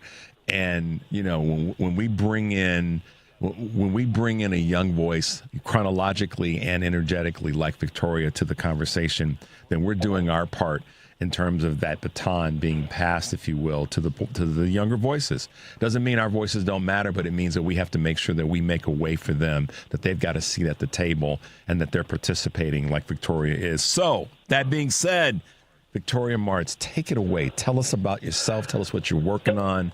Give us your energy, okay? Oh, thank you. Thank you again for the wonderful introduction from both of you. So again, my name's Victoria Martz. I'm a criminal defense lawyer out here in Indiana. I started off as a prosecutor and just realized in my first year and a half of practice that where my skills were really needed was on the other side of the aisle, because we find in the practice of law, when it comes to simple possession of drug cases, incarceration is not the solution. The solution really is getting people connected with rehabilitative services and the tools that they need to just live a basic human life. And it's that and people in my life that have really motivated me to run for office out here, because we're out here in rural Indiana, kind of going back to what Kurt was talking about there, about how we connected because we're Hoosiers and we need to stick with each other out here. We're also both rural Hoosiers. And it's even more important that we stick together out here in Indiana, because oftentimes rural Indiana is just getting left behind, not only across the board by the state and by our federal government, but we're getting left behind by our own party. We don't even get assistance from the state party out here. Everything that we do in Ripley County, Indiana, out here in District 55, we're doing it all by ourselves. So it's really important that individuals like Kurt link up with candidates like myself and across the state of Indiana, because we all have to work together in rural Indiana to help amplify each other's voices, to show people that we stand for something different that is going to unify us all against the true problems in our society, which at this point in time, I think we could all collectively agree the real problems in our society are the elites and the establishment, who just kind of push aside the average everyday workers' everyday lived experiences and issues that they're going through. So, we like to say that we're this big tent party, right, that we welcome everybody here. But truly, this tent has holes in it. We want to point to other parties' candidates and point out the flaws that they have and say, just because I stand against this party and against the issues that their candidates show towards our society, like sexual harassment, sexual abuse, I'm better than them and you should vote for me instead. But really, we got holes in our own tent. We have those same issues within our own party, and we lack footing to stand on when people from the Republican Party look at us if we don't address those issues within our own party first, and including addressing the issues of rural Indiana first. Because it is true, the Democratic Party at the state and federal level have left rural Indiana behind.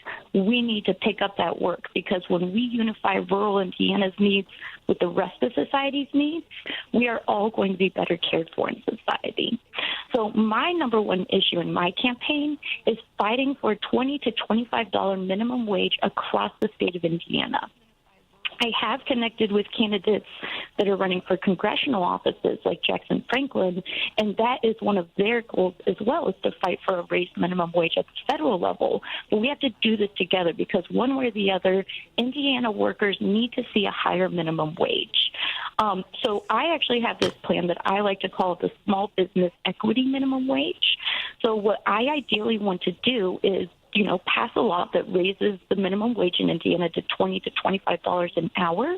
But I also want to implement a subsidy for small businesses so that we don't drive small businesses out of business by requiring this minimum wage hike, making them have to raise their prices, driving customers away. What I want to do is subsidize the difference between the wages they're currently paying their employees to raise it to $20 to $25 an hour, do that for a 5-year period, and have that studied over the 5-year period to see how they are faring against corporations. Ideally, what I would like to see is that corporations will probably have to raise their own prices because I'm not going to implement a subsidy for them. They've already got more than enough surplus to pay their highest CEOs extremely exorbitant amounts of money. I'm sure that they can afford these minimum wage hikes, but the small businesses can't. So I want to make sure that we're putting them on equal footing. And I think by doing so, we could actually get more people engaged in going to shop at their local small businesses because there would be more equity between the costs at a corporation store versus the local small businesses store. And the average worker is going to have more expendable income as well. So I think we could afford to shop small and shop locally more easily at that point in time as well. So that's my number one big idea. I also am very pro-legalization of marijuana. I like to tell everybody, I got no personal stake in marijuana being legalized. I don't use it. I don't live on a farm. I'm not going to be growing it. But I see the extreme benefit that has been brought on to every single state around us by them legalizing marijuana. We've seen as a really hot button issue this last year in both our state level and our federal level politics, this desire for a more efficient government. An efficient government is something we all want, but unfortunately, we've actually seen our government get less efficient at both the state and the federal level in this last legislative cycle. So, for example, here in Indiana, we saw Senate Bill 1 get passed. That passed a property tax pay cut of about $250 to $300 benefit to each individual property owner in the state of Indiana. At the end of the day, though, because we cut property taxes like that and we created absolutely no security net for where that income is going to come from to send out to local governments, we've now made it such that local governments are having to pass new taxes and implement new taxes at the local level to provide for their fire departments, their emergency management systems, their local police forces, and just basic road structure, especially in rural Indiana. We just saw a wheel tax get passed in Franklin County, one of the counties in my district, and it's going to have an incredibly difficult effect on our rural farmers who have multiple pieces of farm equipment that are extremely large, and they're going to have to pay a tax on each wheel on their farming equipment now. So while we're all for government efficiency, we really need to put a fine focus on what's actually being done and question it critically and say, is this actually making our government more efficient, or is it making it less efficient because now we're having to implement new taxes in a microscopic way? I think an easy solution to make our government more efficient in the state of Indiana would be to legalize marijuana and then distribute that sales income tax across all counties in Indiana, but especially sending the fair share back to rural communities that actually grow it, to sending it back to the communities with dispensaries in it to repay them for the use of their land and their abilities for producing that income for the state. Well, I can tell you, that's just a couple of my ideas. I can tell you this, Victoria, you have a tremendous handle on the issues that matter. We're talking with our good friend Kurt Mullett from Hoosier Blue 63, as well as Victoria Martz, candidate in Indiana, the great state of Indiana, here this morning on Choose Views. Victoria, first of all, again, you have such a great handle on the issues, and that's important for people to understand. for anyone that's running for office, that they have a handle on the issues, that they're not just, coming with all the normal rhetoric. One of the things that I really like about what you just said is the subsidy. So first of all, going back to the $20 to $25 minimum wage, which is without a doubt very doable and very realistic, and it's going to have all the right trickle effects, or all the right domino effects. I don't use trickle because that's got a bad connotation, but it's going to have all the right domino. Yeah, I mean, Kurt and I are old enough to remember what that actually meant and didn't do. But anyhow, staying on point, the domino effect, the positive domino effect of an increase in minimum wage, and you laid it out, all those things that are going to take place, and that's right on point. And the pushback has often been that small businesses are going to suffer because they won't be able to. They don't have the capacity. And I understand this from a purely economic standpoint as a business person, to afford that. So a subsidy to help some businesses in that space is a brilliant idea, because the businesses don't have to think twice. They can provide that increase to their employees. The employees are in a better mindset. All those things happen. The monies that would then be spent in the community of those small businesses is in that community, and more businesses and other businesses prosper. We, as a country, I can say this. I can't speak to Indiana, but I think I have enough confidence in the numbers to know that every state in the country has the ability to do this in terms of raising the minimum wage and providing the subsidy to businesses, because we spend so much other money, and when you talk about efficiency, on things that really we shouldn't be wasting money on. And this is a great way. I think it's a brilliant idea on your part, and I know that there's going to be pushback from those who say we still can't afford to do it. Well, the subsidy is there because we spend so much. I mean, just adjust our national defense budget, and defense starts at home. So let's take care of our people. Let's pay them more, provide them with better health care, provide everybody with education. That should be our number one tool for defense. So there you go. Sorry, Victoria. And for me to add to that, this is one of the reasons I love hooking up with our progressive young candidates, because of the new ideas that they're bringing to the table. And we all know that Republicans are not efficient. They have no clue. And for people who question a subsidy for small businesses and say we can't afford it, let me just share this with you. In Indiana, with this new Speedway slammer that they've created, okay, it's going to cost $245 per inmate per day, okay? It's going to hold 1,000 inmates. You do the math. Mm-hmm. If we could spend that kind of money per day, on a facility that's going to cost $450 million to operate in a year, that's going to house inmates that are really not criminals, because we're finding out that close to 70% of the people that they are deporting and kidnapping don't have records, criminal records. Yeah, they're not creating crimes. How about people to say, go ahead. I'm sorry, Kurt. I was just going to say, and how many of the people that are in the system nationwide are in the system because there was an economic trigger that caused them to do something that was illegal, but it was about surviving. I'm sorry, I'm not justifying illegal behavior, but I'm just saying. No. You're right. Sorry, guys. I would like to add, too, as a criminal defense lawyer, you also got to think about, too, how many people are incarcerated on nonviolent crimes, crimes that are simply based on status offenses. So like carrying a handgun without a license. You do it a second time, it's automatically enhanced to a level 5 felony.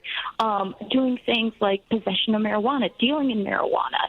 It all boils down to ultimately the Speedway slammer, all the things that lead to high rates of incarceration across our country. It all boils down to that exception in the 13th Amendment. Yep. The 13th Amendment abolished slavery federally and nationally, but it left in a clause that said, hey, you can actually require people to do indentured servitude if they are convicted of a crime. And I truly believe that's why they are investing in this Speedway slammer and why they're going to try and portray these 1,000 people as the worst of the worst criminals, even though we know that cannot be the case because we've seen the statistics already. It's because they want that free labor. Yep. And even if it's not absolutely free, it's extremely discounted from what we pay in minimum wage. And minimum wage is already not enough to live on your own, even as a single individual. So this is just a side note, but I just paid like $200 to stay in a hotel room this weekend for one night. So we could actually be putting people up in the hotels and feeding into our tourism industry. Come on, Victoria. Yeah, exactly. Come on, young voice. That's what we're talking about. And I applaud you. Listen, I look at stuff like that too, and I go, well, wait a minute. If we can spend this money over here for that, why don't we just spend it over here, which is going to boost the local economy?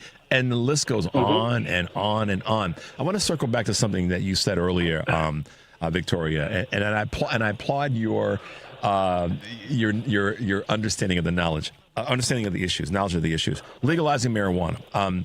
I happen to, and I received a text a moment ago about this. Indiana is definitely missing the boat on that because just across the state line in Michigan, I spend a lot of time, my wife and I, back and forth between northwestern Indiana and southwestern Michigan. And just as you cross the state line getting into Michigan, the numbers of cannabis stores is off the charts. I think I've lost count now. It's probably just off of I-94 entering the state of Michigan from the state of Indiana. There's probably 15 cannabis stores on I-90, Interstate 94. For those of you who don't know, it's one of the major thoroughfares that comes through this part of the Midwest. And this is the part that I always chuckle when I see this. A good percentage, greater than 50% of the license plates in the parking lots are Indiana license plates. I believe it. I'll tell you, I believe it because I get a lot of phone calls for these cases of people coming over the border after buying their weed legally in a different state and possessing it in Indiana. And the fact of the matter is, sadly, Indiana prosecutors don't care if you bought it in a state where it was legal. They're still going to charge you here. And they're mad, too. They're mad about people operating while intoxicated on marijuana. But the thing is, if we legalized it here, we could actually take a percentage of the income from the sales tax on those sales, and we could do a campaign across the state making sure that our residents know that operating while intoxicated on marijuana is the same as operating while intoxicated on alcohol. Yep. Because I do think some people think about it as being more like smoking a cigarette while driving, and sadly that just isn't the case. It does impair your faculty. Yep. Victoria, listen, I knew this was going to happen, but that means that we get to do it again as it relates to the amount of time that we have. And we'll make a point of having you back. Maybe we'll do this again right after the Labor Day because a lot of things transition, as all three of us know, when we come past the holiday and the quote-unquote end of the summer 3 months. But I want to have you back and talk more about some of the other issues that you brought up. The subsidy is a really big one for me because I've thought about that for a long time. Increasing minimum wage is it's actually an easy thing to do. We just have had people that have been blocking it, predominantly on the right, some on the left, but mostly and predominantly on the right.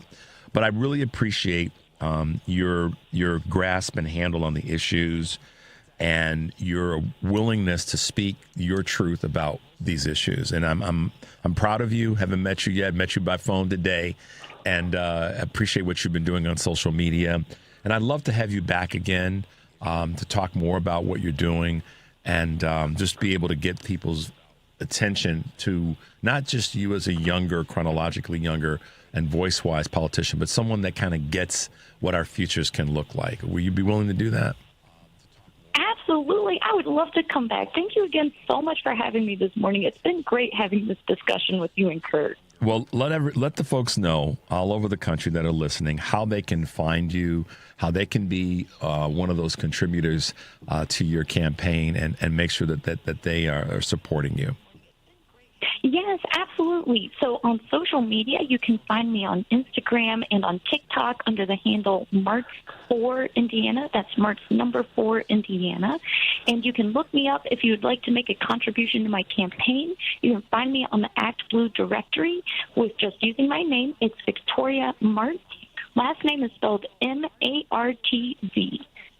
Man, one of our young superstars, already making things happen, already bringing great ideas and plans to how we get those ideas implemented. So, Victoria, kudos to you, and thank you for your energy. We'll figure out how to get you back on the show again.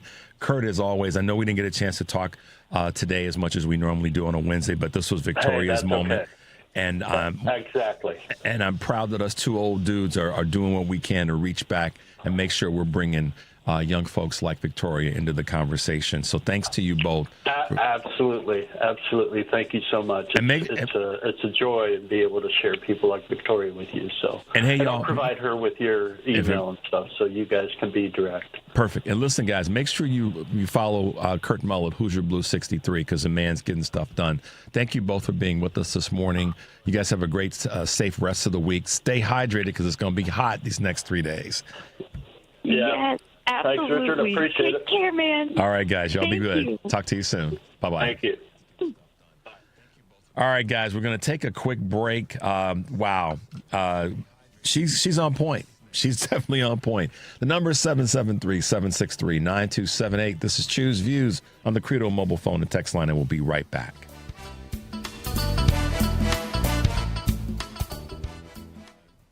Still struggling with gas, bloat, constipation, nausea, or diarrhea? Have you tried eliminating foods but felt no change? It's time to call the tummy whisperer, Renee Barish, at Digestive Health Solutions. Renee uses targeted testing to reveal exactly what's happening in your gut. Gut bacteria plays a key role in all your body functions, from cardiovascular regulation to brain function. When the gut is imbalanced, you may experience symptoms that extend beyond the gut, such as anxiety, skin issues, poor sleep, or increased risk for disease. Digestive Health Solution uses advanced testing to identify harmful microbes and evaluate the overall balance of the gut ecosystem. Get insights into your health, digestion, and how your microbiome affects all aspects of your body. Stop suffering. Call Renee now at 847-207-2034 or visit thetummywhisperer.com. That number is 847-207-2034. Let's get you feeling better. The Tummy Whisperer. Warm temperatures are here, so make sure your AC is ready for the heat of the season by calling ARS Rescue Rooter. Take advantage of our $49 HVAC tune-up today by calling 1-800-857-9950 or visiting mydiscounttune-up.com. Regular HVAC maintenance can not only save you money on energy bills, but also on costly repairs. Waiting to service your system until you need to can leave you sweating the consequences. Dial 1-800-857-9950 to avoid the costly repairs that neglecting your system can create. ARS Rescue Rooters professional technicians are available 7 days a week and offer free estimates, so the time to have your system checked is now. Why wait? Call ARS Rescue Rooter to schedule your $49 HVAC tune-up at 1-800-857-9950 or visit mydiscounttune-up.com. That's 1-800-857-9950 today. For terms and conditions, please visit mydiscounttune-up.com. Call ARS and Rescue Rooter. You're listening to WCPT 820. Here's the latest Chicago weather update. From the Weatherology Weather Center, I'm meteorologist Jennifer Wojcicki. We'll see areas of smoke at times here for today, otherwise mostly sunny skies, a high in the upper 80s. Winds out of the southwest around 5 to 10 miles per hour. For tonight, partly cloudy with a low near 69. By Thursday, sunshine, a high around 90 degrees. Then Friday, plenty of blue skies and sun, a high around 91. Saturday, sunny, high of 94. That's your latest Chicago weather update. Currently, it's 73. Because facts matter. You're listening to WCPT 820. You're listening to Choose Views with Richard Chu on WCPT 820, Chicago's progressive talk. Hey guys, welcome back to Choose Views. Today on, let me put the glasses on. I don't always do this. Today on Live, Local, and Progressive, Joan Esposito. We'll be talking to Illinois State Representative LaShawn Ford, candidate for Congress. He's the kind of got the nod from Danny Davis, who won't be running again. John Marshall, Associate Professor at the Medill School of Journalism at Northwestern and author of Clash, Presidents and the Press in Times of Crisis. That's live, local, and progressive, weekdays 2 to 5, Central WCPT, Chicago's progressive talk for 20 years. Tonight on Driving It Home, Patty Vasquez will be joined by guest co-host Ken Mejia Beal, and their guests include Jordan Parker, founder of Trevini Institute. Driving It Home with Patty Vasquez, weekdays 5 to 7, WCPT AM 820, the Heartland Signal website, TuneIn, YouTube, and Facebook. And then tomorrow on the show, our good friend Sarah Jones, managing editor and co-publisher of Politicus USA, will be with us, as well as Leah Littman, author of Lawless, How the Supreme Court Runs on Conservative Grievance, Fringe Theories, and Bad Vibes, and professor of law at the University of Michigan Law School. Also tomorrow, I'll be recording an interview with Mark Upgrove, the president and CEO of the LBJ Foundation, presidential historian for ABC News and author of 6 books on the presidency. And then we're going to air that conversation on Friday at 7 a.m., of course, with our good friend Karen Byrne being in studio. So I'm looking forward to that, and we'll have that ready for you guys on Friday morning. So there you go. That's what's happening today and in the next couple of days. And make sure you make your way over to our Heartland Signal, as we talked about earlier, for the podcast and all the other shows and interviews that we have there. The National Bus Tour hit the road a few weekends ago, urging people everywhere to help stop the billionaire giveaway that was moving through Congress.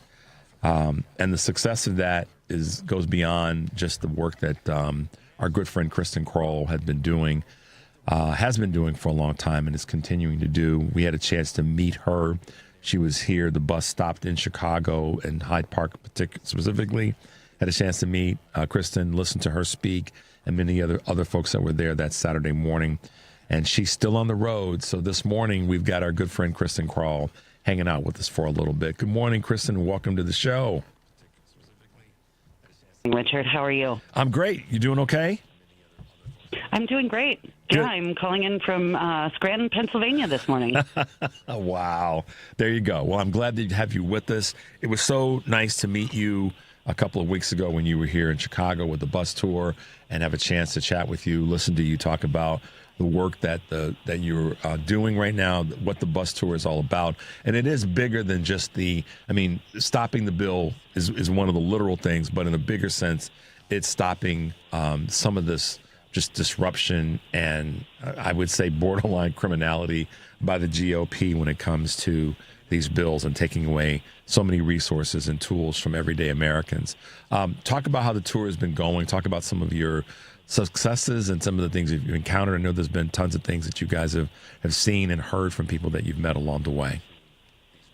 Yeah, that's right. We stepped on the bus on June 21st, which feels like a little bit of a lifetime ago. We've traveled at this point over 8,000 miles, coast to coast, and then we picked up the tour last week in the South. So this week we've been to Savannah, to Raleigh, to Virginia Beach, back to Pennsylvania, and all over the country.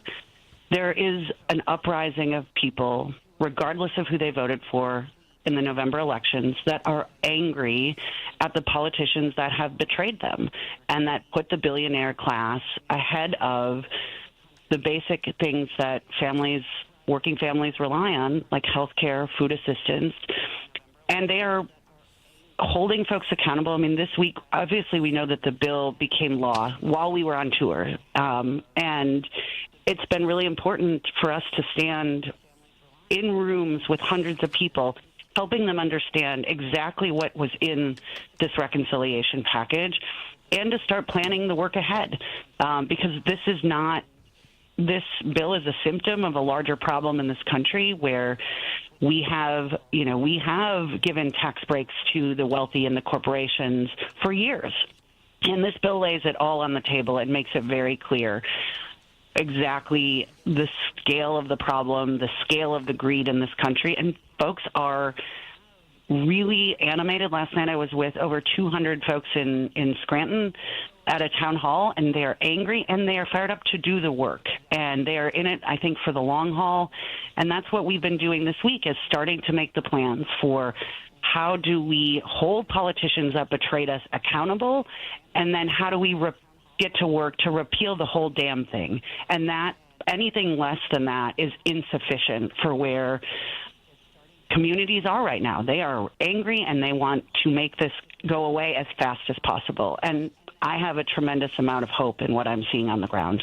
Well, and to that end, and again, first of all, thank you again for the hard work. Thank you for the travel. Thank you for the time you're putting in. It was great to meet you and meet likewise meet your little guy who was. I had a chance to hang out with him and high five him up a couple times and just say to him, "Aren't you so proud of your mother for being out here making stuff happen?"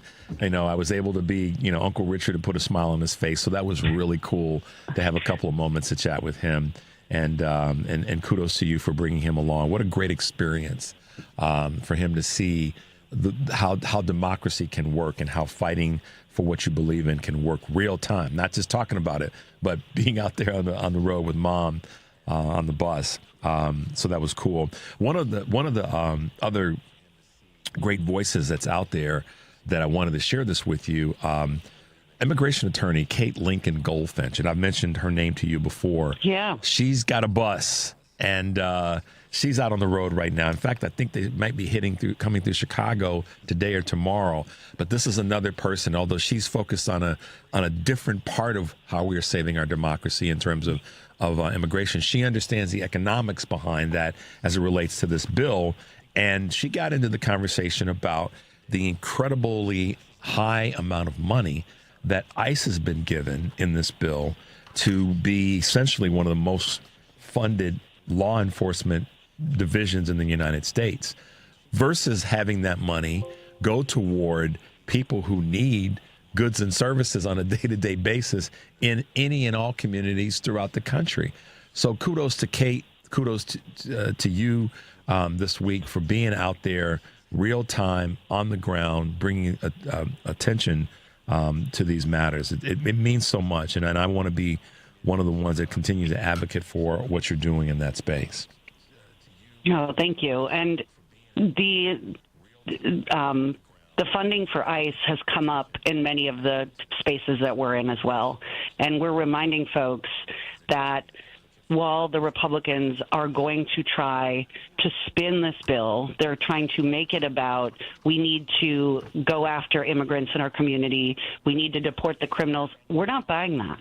We know that this is a lie. We know that this is a way for the GOP to enrich their mass Gestapo that is terrorizing our neighbors, terrorizing people, and that is coming up over and over again as part of this reconciliation package, that this administration is wildly out of touch with what people want, and this is 100% not it. So I'm going to follow up with Kate at some point and compare notes, but we are mad about the billionaires hijacking our politics. We are mad about the lawlessness and the mass agents storming our communities, terrorizing, our neighbors and our friends and the families our kids go to school with. And this is all un-American, is really what folks are saying on the ground. All of this is un-American, and we are going to fight back for the long haul.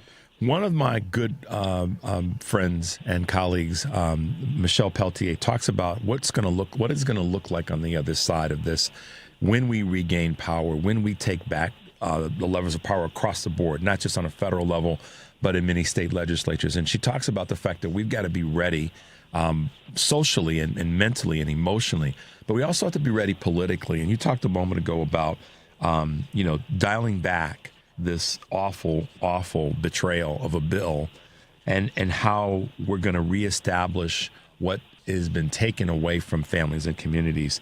What are your thoughts about that? What do you see? Because I've got two questions I want to ask you. That one, and then I want to talk about some of the things that you've experienced on the ground. But what do you see, or what do you think, Kristen, that's going to look like when we have to then reel this all back in? Well, number one, I think the folks on the ground have to set the demands and the parameters of this fight. And I think we know that no one is coming to save us. I think that is something we've heard over and over, that folks who are living paycheck to paycheck, folks that are in danger of losing health care, we have to be the ones to set the goals of what the next debate is. And repeal the whole damn thing is coming straight from the ground, and that creates a North Star in terms of the strategy. And so repeal is one piece, and then what are we replacing it with? And this is where I think this is where the possibilities of our imagination and our politics are really inspiring, because we can put taxing corporations and increasing the corporate rate back on the table. We can say we're going to have a millionaire's tax all across the country so that if you make more, you will pay your fair share. We can tax jets and boats and your third home. And we can raise the minimum wage federally to $20 an hour. I think that's the piece that I don't think politicians who are elected right now really understand, that working people feel gaslit by the whole thing. We know that we are struggling on the margins. We know that the tariffs and the cost of living is pushing us to the margins. We know that companies are coming in and buying up real estate and driving up our rent, making it impossible to have, a mortgage. And it's all interconnected. So we can push for something different. And I think the conversation that's coming from all corners of the country is much bolder than the politics of the status quo pre-Trump. And I would just say, if you're in office right now, we're going to be collectively moving the needle, and we want you to be on our side and not be the barrier, because we are not going back to where we were before this. We know that wasn't serving our communities terribly well either. So this is our opportunity to build a broader coalition of folks who understand what it's like day in and day out, and to say, how are we going to transform our collective communities? And we know the answers because it's our lived reality. So I'm very excited about the number of folks that are signing up to be a part of that fight and to change things for the better, not just to tinker on the margins, but to really transform the lives of working people. We're still the richest country in the world. Yeah. We have the ability to do this. This is within our power. We are talking to Kristen Crowell, the Executive Director of Fair Share America here on WCPT and Choose Views. Kristen has been a leader for a long time. She said something to me. She said it on the show before, but she said it to me when we met a few weeks ago. She said, "Richard, I'm just a mom that decided that enough was enough, and I was looking for allies," as she put it, that were willing to speak their truth in that space. And you've definitely been representative of that, Kristen, and I applaud you. There's another voice, and you may have caught this right before you came on, a young woman, Victoria Martz, who's running for state representative seat in Indiana. And we talked about the $20 to $25 minimum, federal minimum wage. And she also talked about the subsidy that could go to small businesses to make them whole so that they can be the ones to offer and support that kind of legislation and income increases. We have the money. I mean, you said it a moment ago. The country has the money to do that and provide the subsidy. We're providing all these other subsidies to other entities that are much, much bigger that sure as hell don't need them. They are getting them, but do they need them? The answer is no. And so I would. That's another voice that's coming along, like yours. That's rolled up her sleeves and said, "I'm going to get in this fight." So let's talk about on the ground. You've had some great conversations with people. If I recall, I have this correct. You talked to a woman that said that she, as a child, she would listen to the FDR. Radio. Do I have that right? Help us with that. You've got a number of people, but she's 102 years old. Is that right? Yeah, B was at our first stop on June 21st in Peekskill, New York, and she told the story of how her family would sit down and listen to the radio program, and she remembers listening to when Social Security became an idea and eventually became a policy, and what the country was looking at that time was how do we take care of older adults? How do we create a system that ensures that as you age in this country, you have dignity and you have the resources to support yourself? And it was very powerful. And we're living, all of us, we are living in another historical moment. We're in the future. People will talk about what happened with this administration, and they will talk about how did we respond. And what I see beyond the folks that are speaking publicly is that folks are filling the rooms. They want job descriptions. They want marching orders. They're like, we want to make sure that we are doing our part. We want to volunteer. We want to host, we want to host house meetings. We want to make sure that we are collecting food. We talk here in Pennsylvania alone, there are 1 million children, veterans, seniors, and families that stand to lose food assistance. And so another piece of our politics is what is required of us to stand shoulder to shoulder and make sure that no one goes hungry and make sure no one dies because of these atrocious policies. And how does this all interconnect so that we're stronger, we're more resilient, and we're more unified in making clear demands of the future politicians and future policy fights? You've been so incredible in talking, again, back to being on the ground. You've talked to people, you've talked to doctors. You had a conversation with a doctor, I believe, in New Jersey about how the increase in the slashing of Medicaid was going to, without a doubt, have an incredibly bad impact on the increase of medical costs in general, but our medical bills across the board for individuals inevitably would skyrocket. You had conversations with union members. You've had conversations with folks that are elected officials that all understand that this bill, prior to it being passed, and now that it has been passed, has nothing that's beneficial to the greater good of America. And you've had so many wonderful voices speak to that. What's on the the rest of the tour? How much longer are you guys going to be out there? What are some of the things that you're going to be trying to accomplish in these next few weeks? So we wrap up the tour, I believe today's Wednesday, so Friday night. We're moving from Pennsylvania to Iowa back to Wisconsin. We wrap up the bus tour, but then there are still ongoing town hall meetings holding these folks accountable happening. It is August recess in America, which means allegedly members of Congress are at home in their district. And it's important for us that they see us because many of them wouldn't meet with us during the fight. They wouldn't take phone calls from their constituents. They slam the door. So we really want to make sure they know we're not going away. We will remember. There will be events beyond the tour of the bus in Alaska, Texas, just places the bus couldn't travel. Right. We're going to continue to host town halls through Labor Day. And in the town halls, we're starting to chart the path forward. And in the fall, we'll be working on those organizing plans. Fair Share America and our partners aren't going anywhere, and we're writing the plans for what does this require of us to build a different kind of politics that is inclusive, that is diverse, and that frankly welcomes folks who may have been captured by the lies of the GOP and now understand that this is a collective fight against the billionaire class and the rich who are using politics to make themselves even richer at our expense. So that's what's in store. Just a lot of work ahead and really, really good work. And I think one of the challenges, which is a great challenge to have, is we as organizers must make the work sufficient to meet the anger.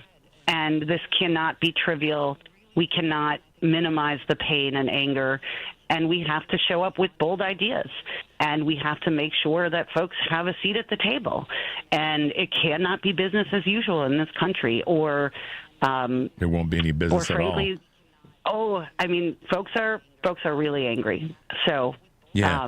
But I'm hopeful about that because we're clear now who are the villains, who are taking from us to enrich themselves, who are throwing folks off health care, And we have the ideas. We know what works. Taxing the rich works. You can generate the revenue. There is not an excuse not to do this anymore. Not at all.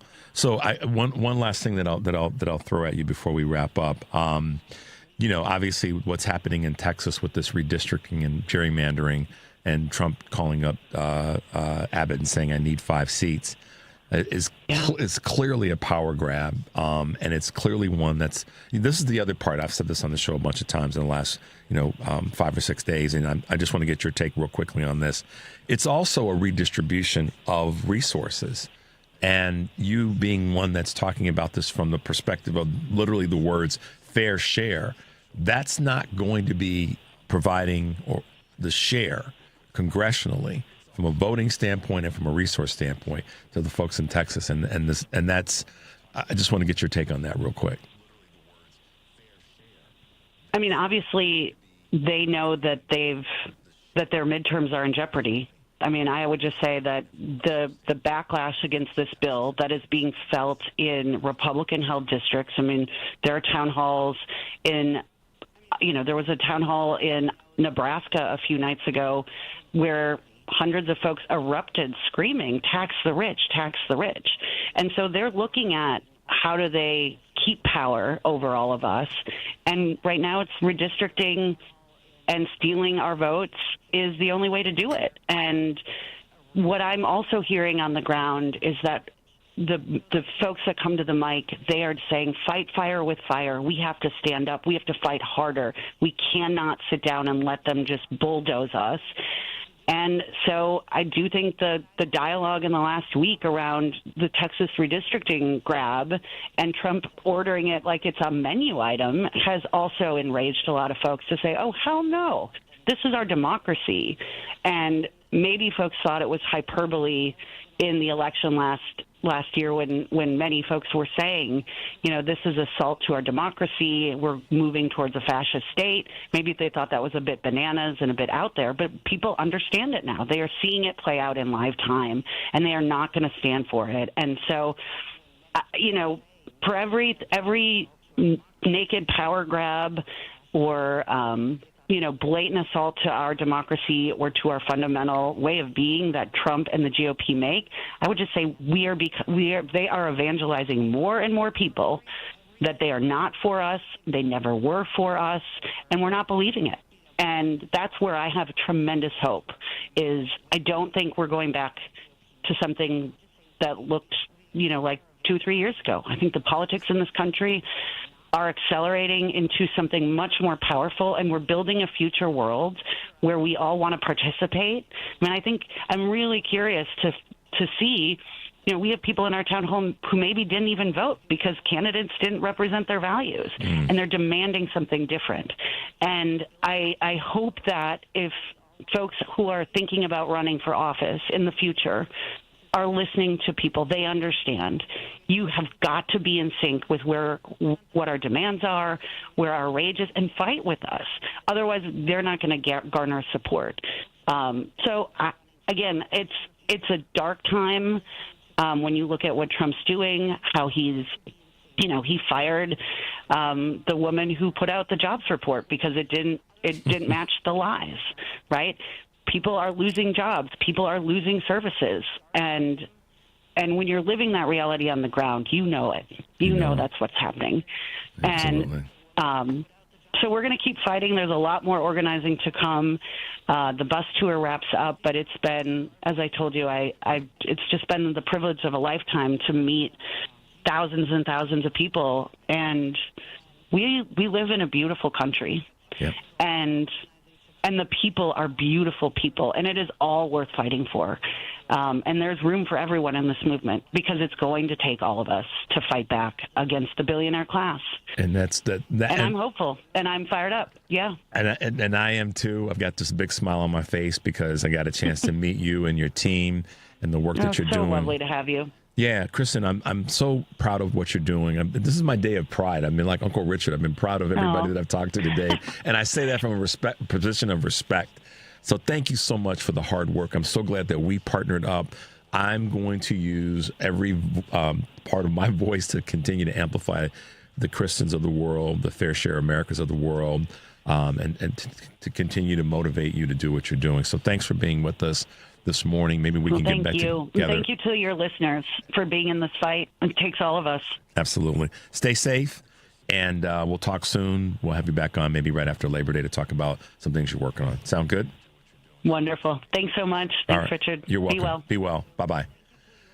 Kristen Crowell, man, wow, is she doing the work, guys? And that's what we talk about in terms of getting involved with organizations. You can find her at Fair Share America. That is the organization that she is the executive director of. Fair Share America, USA.org is where you can find her, where you can get involved in whatever capacity you can and whatever your temperament is. But the key thing is, you heard her say it on the ground, get involved. And we fight for this, just like Victoria said earlier, we fight for this. And our good friend Kurt Mullett from Hoosier Blue 63, and just like the Texas Democrats, all of us are in this fight together. Do not take it for granted. Lean in. Find somebody to lean in with. You don't have to do this alone, because we are a team. We're a big tent with some holes in it, like Victoria said. But we have the ability to patch those holes up if we fight together rather than fight against each other. Thanks for being with us today, guys, on this August 6, 2025. Take a deep breath and make your life count. We'll see you tomorrow.